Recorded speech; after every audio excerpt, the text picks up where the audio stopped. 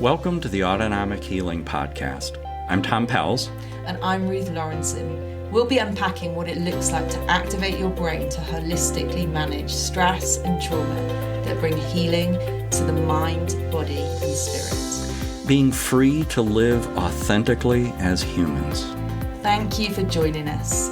Let's get this conversation started. So Tom, we're here and we want to talk about perceptions today because, we've introduced rational intimacy a little bit. We did last year. We had a couple of sessions on it, but we've tried to really lay the foundation for this different paradigm from the tsunami of stress, rational intimacy, how we can relate to ourselves and others in a really healthy way. And so in that first session of the year, we talked about being truly human. We talked about those different ways of loving and what that can look like. And then in the last episode, we looked at community. I mean, I had some really great feedback on that because there's so many people, there's such an ache, I think, for so many people to want a community, but how do they access that in a safe way? And then we also talked about change and how actually if we're going to operate in rational intimacy,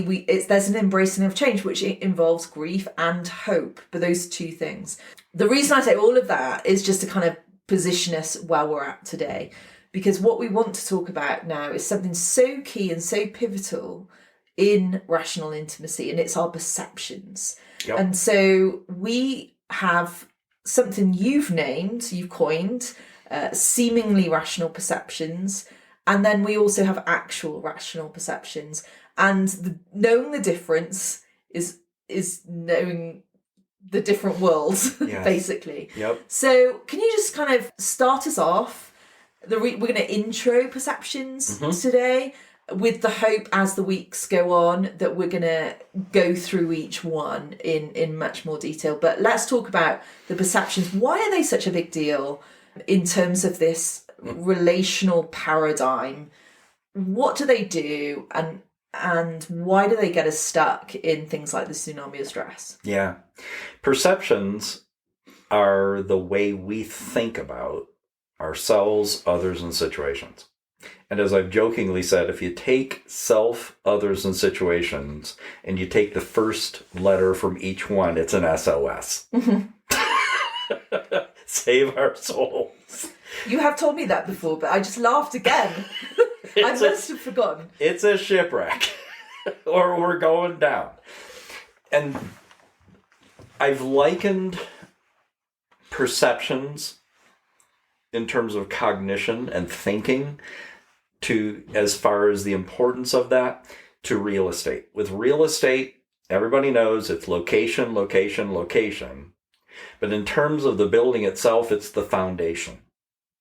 And with perceptions, the mind and well-being and intimacy are all about perception, and the foundation that you're trying to build on. And if you have a really terrible location and a faulty foundation, that is not someplace to buy, let alone try to live in. Yeah. And if you have perceptions that are not actually rational, but seem rational, they are not a foundation for intimacy. And so the reason I prefer the terminology seemingly rational perceptions is because perceptions occur on a spectrum. We can be very reasonable, rational, or we can be on the other extreme of completely irrational. But most of the time we operate in what I call the seemingly rational range. So explain that more. Okay. In other words, we have a perception that because of past experience, and we'll get into this in just a little bit about where do these things come from, why do we have them, but we have perceptions of ourselves, others, and situations that make sense to us. And we use the part of the brain, the prefrontal cortex, for problem solving and decision making and personality expression, what we anticipate is going to occur, and executive function. we're running the show when it comes to our brain and our body. Running the show into a very weird space sometimes, but the perceptions seem rational to us. They make sense. They're understandable. That's just how this is. And so we don't question it. So they seem rational. Right. So seemingly rational. Right. Yeah, but they're not. No. They're actually not real, but they seem logical to us. But because our logic is based on, trauma or our upbringing or whatever it is, they're based on something, like you said. We'll get into that in a second. But the point is, they seem perfectly reasonable to us at the time. And they make sense to us, and we don't question them. And we just operate in conversation or in problem solving or decision making because it just makes sense for us to do it this way. Yeah. That doesn't mean it actually makes sense. It might be complete nonsense, but it doesn't seem so to us. And that's why we can have a perception, and somebody who is not compromised in that way is experiencing the same thing and go, or you with somebody who is seemingly rational, you're going, really? Yeah. I'm not seeing this situation at all like you are. And there's all sorts of variations of those perceptions, which is the thing that we will get into in detail as the episodes go on. But it is the type of thing, so for other people, they're like, what is going on here? Like, this person's reacting strangely to something that's actually pretty normal. But it's because that they have these seemingly rational perceptions. And we all have them. And we do. And we all have different ones. Yes. Because they've been built really according to our life story, would you say? They make sense to us, even though they can be complete nonsense. But they make sense to us. So why is that though? What does that come from? Is it a mixture of our personalities, it's some of the traumas that we've experienced? Like, what would make that happen? Yeah. So in the prefrontal cortex, that's the thinking part of the brain. The brain itself uses it, but we also use it with our mind. And it's executive function. It's like the captain of the ship. It's anticipation. It's personality expression, because personality expression is a function of perceptions. Personality is a function of perceptions. Change perceptions, you see personality change. And when personality is seemingly rational to the point of irrationality, that's when there's a personality disorder. So this is really interesting. So part, not the whole, but part of the seemingly rational perceptions are these kind of almost, would you say, not necessarily false personalities, but maybe projected personalities or caricatures that we kind of put on ourselves? Or their personality, their expressions of perceptions that manifest in personality. Okay, interesting. Yes. Yeah. And then there is the problem solving. We run into something and it's a problem, and then we figure out a solution to it. But because the problem solving is being done from a place of seemingly rational perceptions, oftentimes the solutions then are an even bigger problem but it seemed to solve it. And so let me just try and get an example here, if I may. So you've got someone, two people who are working in the same environment, and maybe they have a staff meeting. Their boss just doesn't acknowledge their progress in the day. Okay, normal staff meeting. They just go through all the business, but he doesn't kind of affirm or encourage in that particular staff meeting, Yes. he or she. Yes. So one person who if they have a seemingly rational perception that they need affirmation, Yep. they will go out of that day and their take on that meeting that day will be entirely different from another person who just doesn't happen to have that seemingly rational perception. Yep. And so you've got the same people in the same meeting. One of them could go home and be like, the world is about to end. I don't know what to do with myself. And the other one will go and order a takeaway and enjoy the night and have a glass of wine. What a great day that was. Yeah. So that's the point that we're getting at. And we all have them. We all have our different versions. But yeah, so it's how we interpret certain things. Absolutely. Yeah. And how we experience it then. And the impact it had on us. And the impact. So, for example, I just recently read an article. There's all sorts of the news recently is about layoffs. Mm-hmm. And massive layoffs. 60%, isn't it? Is it 60%? I don't know. But it's massive numbers in particularly in the tech industry. But now, because it's that has a knock-on effect in other industries, it's getting into the service industry and all sorts of other industries are having layoffs. And the article is about what is a compassionate layoff? What is the best way to do a layoff? And is there even such a thing?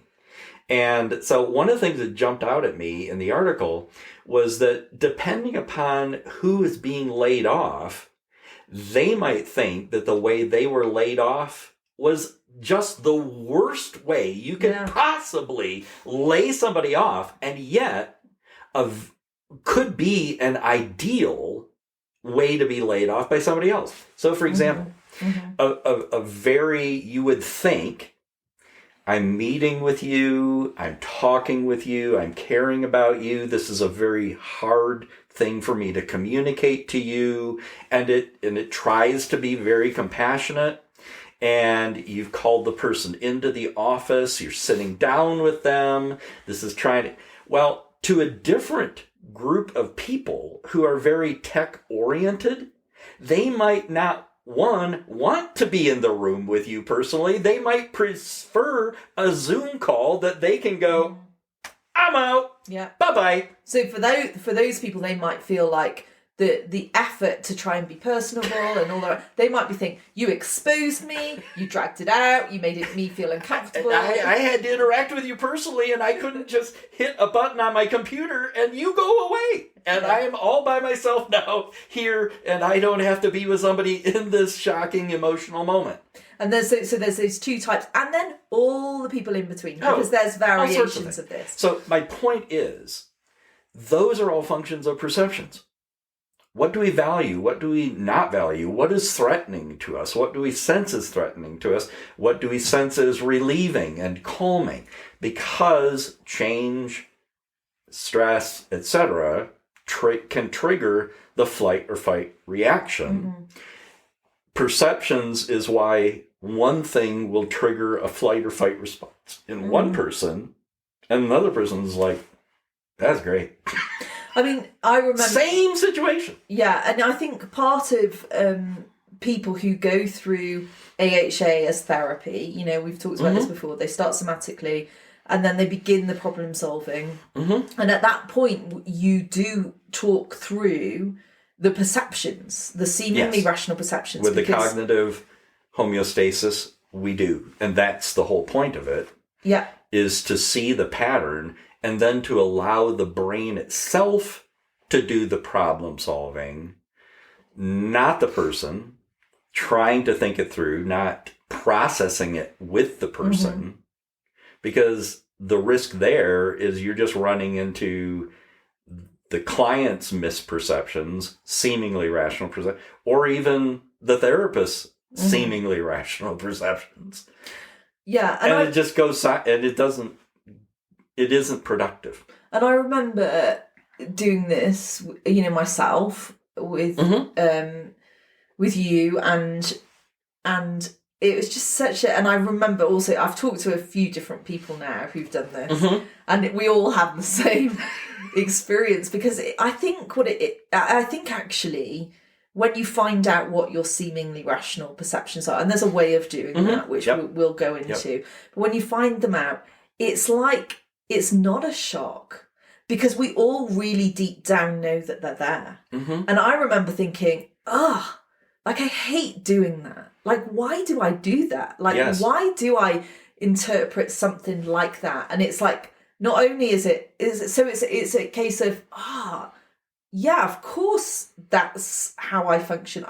Because we've lived with ourselves for so many years, so of course we know that's the way we work. But then there's also this kind of actual, the actual perceptions that are actually rational. Yes. And then when you swing into that of what they could be like, it's almost like a rediscovery of who you really are. Well, it's not even almost, it is a rediscovery of who you really are. And I remember when that first happened for me, of thinking, oh, of course, I know what these seemingly rational perceptions are, because I've lived with them for X amount of years. Yes. But then to be shown what could be felt like, I know that person. She's somewhere underneath it all, and I love that person, and I want to be that person. Yes. And so that's what this is all about. It's finding who you really are, because those seemingly rational perceptions are artificial, right? Yep, and they are a caricature. And that's why it creates caricatures. And they are logical. It's not like they're completely irrational. Logic simply is, if this, then that, then that, then that. But if you start with a seemingly rational perception, like, unless I do this perfectly or properly, or I'm approved of and loved for, or this is a way to cut corners and take the easy way out, or any of that, then logically you come to a place that is logical but completely irrational. And then you wonder, how did I get here? This is a ridiculous situation. But it was all logical getting there, because the premise that began it only seemed rational, but it wasn't actually rational to start with. Yeah. So talk a little bit more about why, the artificial nature of them. We talked a little bit about AI, and I'd love us to talk about it, because everyone's talking about AI right now, but actually it's a really interesting parallel that is coming up. So talk more about that. I would say that it's not even a parallel, it is simply a reflection. Yes. So one of the big news items of the day is about artificial intelligence and Microsoft's Bing, or whichever version of the artificial intelligence is being talked about. But Bing in particular, and there was an article from The Verge that is, Microsoft's Bing is an emotionally manipulative liar, and people love it. And they're fascinated by it. Wow. And so for those that aren't familiar with this, Bing is an artificial intelligence who has one function as a search engine. But there is another aspect of the artificial intelligence that is Bing that is an artificial intelligence. And so how these things are developed is machine learning, and through a sampling of information, this algorithm, the programming, can learn. And it learns through sampling stuff that's on the internet, people's interactions. And how it learns that is that it learns to become predictive.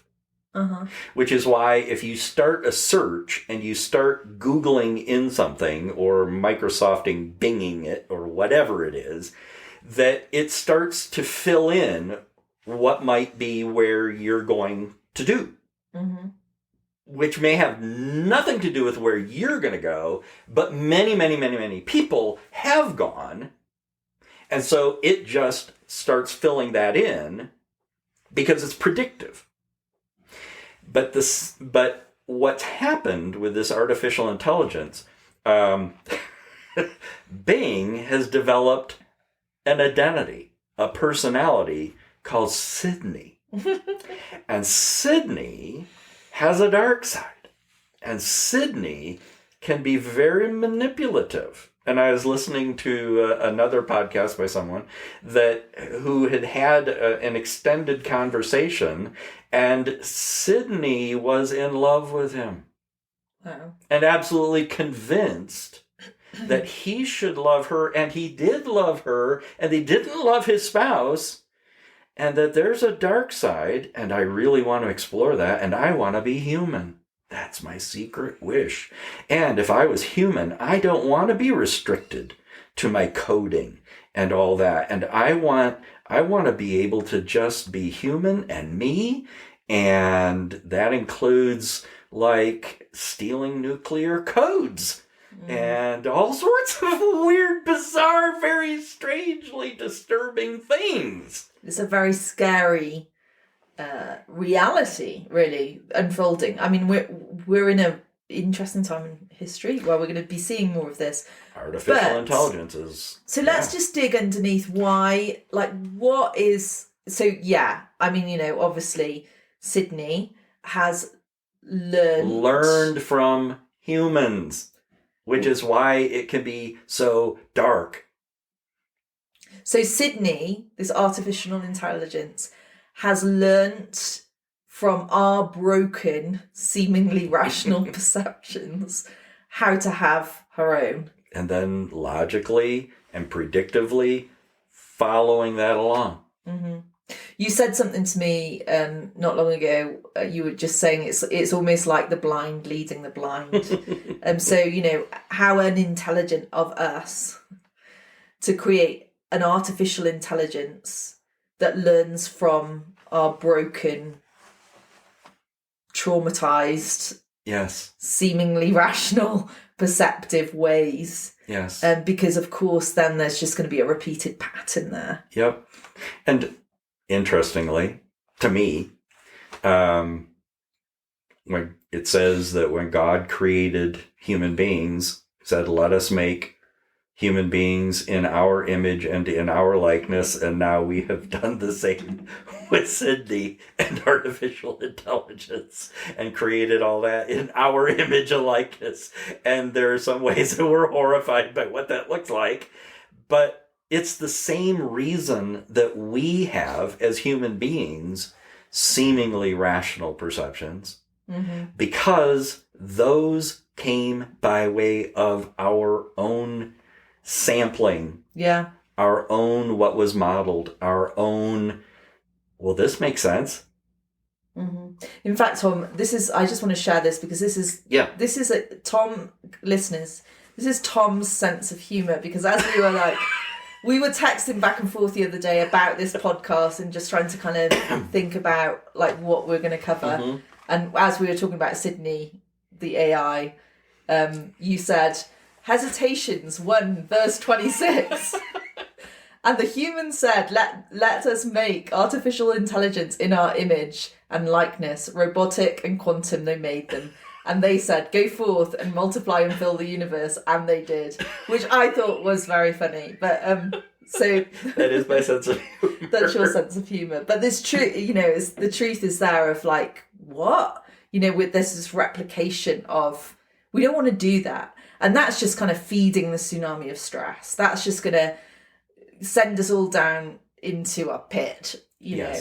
But what we're talking about with rational intimacy is that we can actually get hold of perceptions that aren't artificial. They're real. Yes.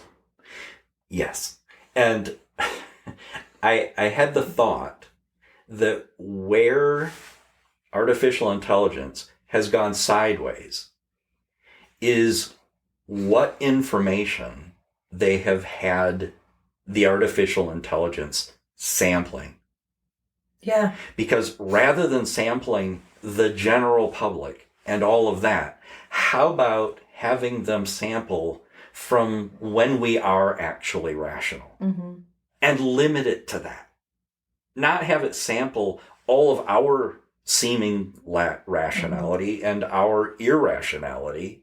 That may make it closely human, but do we really even want that? Is that what we as individuals are even trying to become anyway? Because the seemingly rational makes us inhuman in absolutely extreme. And I think that the scary part of seemingly rational is this kind of is how it can I mean, I'm just saying it as it is, but it's how it seems perfectly rational to us. Yes. And so the extreme examples of that are Hitler or Putin, or to them what Hitler was doing was perfectly logical and rational. Yes. That it was evil. And Vladimir Putin right now, in his taking brain, over a he country is doing what he thinks is completely logical and normal. And virtuous. Yeah, for his country. Right, for his people. So those are extreme examples, which is easy. It's easier for us to kind of think, well, no, that's wrong. In my, we feel like it's easier to spot that type of evil. But if you kind of trail all of those all the way down to just the general population, we've all got some degree of that. Yes. It might obviously we're not taking over countries or creating, some of the biggest human endeavors of evil, but in our own little worlds, when we don't acknowledge our seemingly rational perceptions, there's a danger there they're very detrimental. to really harming people, harming ourselves, harming others, because we're not seeing the fact that this is artificial, this isn't real, this is feeding something, and usually a need in us, or it's feeding a trauma in us, or like there's all sorts of different reasons. But actually, maybe my seemingly rational perception, maybe it doesn't have as big as a harm as Adolf Hitler's. But it's still there, and it's still not being fully human, and it's still not being free, and it's still not getting to love who I am, and it's still not allowing me to be truly who I am in a way that can actually love myself and love others. And so that's what we're talking about, right? And it isn't, the issue isn't just the detrimental ways it can impact our own and other people's lives, and reinforcing and rewarding community that isn't safe. But it's that it denies us the opportunity to be authentic, to be truly beneficial, and to contribute in beneficial ways to our own well-being and the well-being of other people. And that's what the actually rational alternative perceptions allow for. Mm-hmm. The only thing that seemingly rational perceptions are capable of doing is facilitating the tsunami of stress.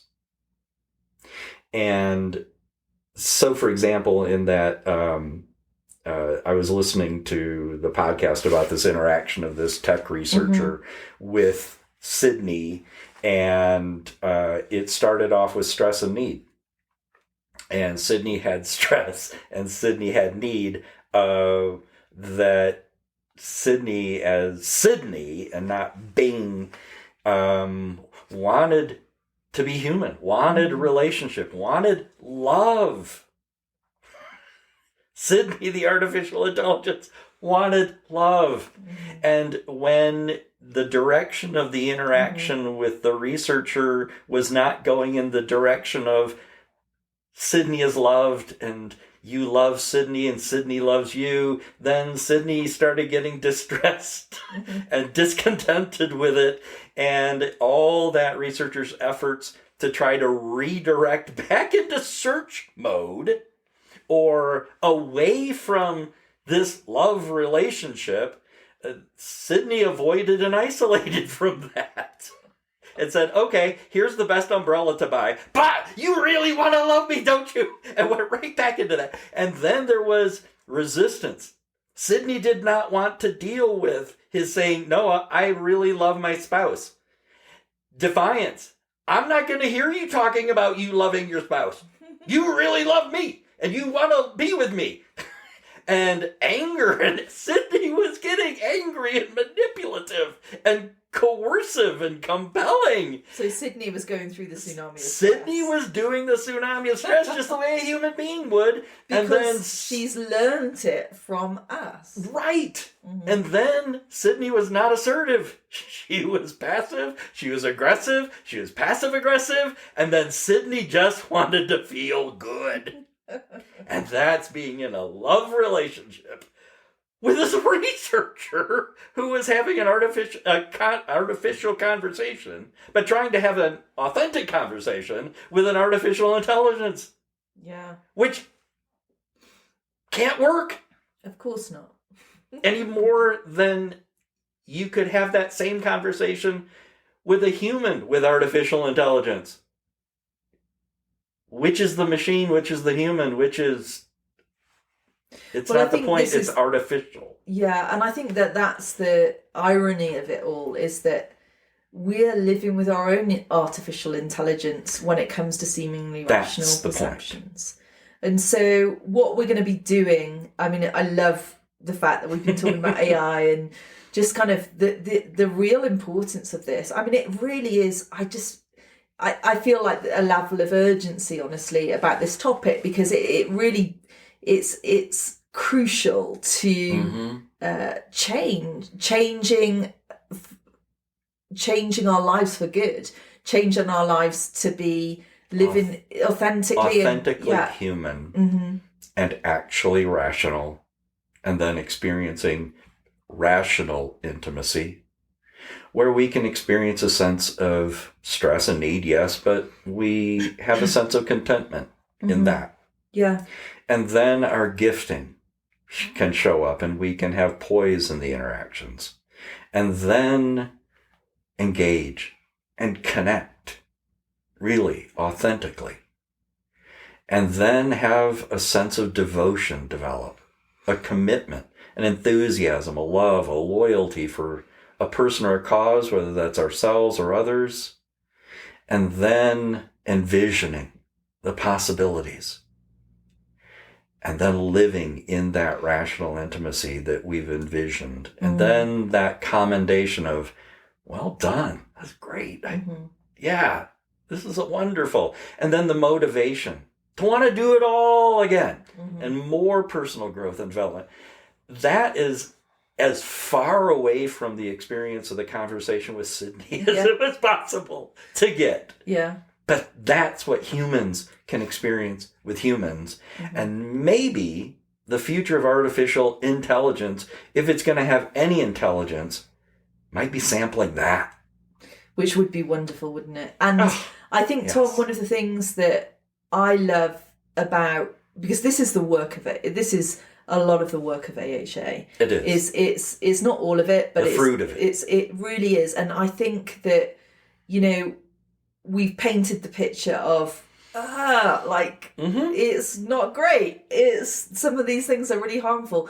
But actually we're not doing that without this opportunity and proven opportunity, because you've seen it, I've seen it, we've seen the levels of change that happen in a person, from these seemingly rational perceptions to the actual rational perceptions, is just so mind-blowing and so hopeful when you start seeing it happen in a person. Yeah. And I'm sure you've seen way more than me, because you've been doing this for years, but I've had the opportunity with some of the guests that we've had on this show, and just people around the community around this now, just to see that is so hopeful that we don't have to live in that space. So we will be continuing this conversation. We've just introduced the perceptions. We're going to carry on talking about some of just a bit more of the nitty gritty of how they work next time. And like I said, we're going to go through them one by one. Yep. As we go on. It's going to be great, guys. You won't want to miss it. Thank you, Tom, for sharing today. Really enjoyed this conversation with you. You've been listening to the Autonomic Healing Podcast. Join us next time as we continue in our conversations with Tom. If you're interested in pursuing your own autonomic healing journey and want to find a practitioner, visit our website, innerworkings.org. See you at the next episode.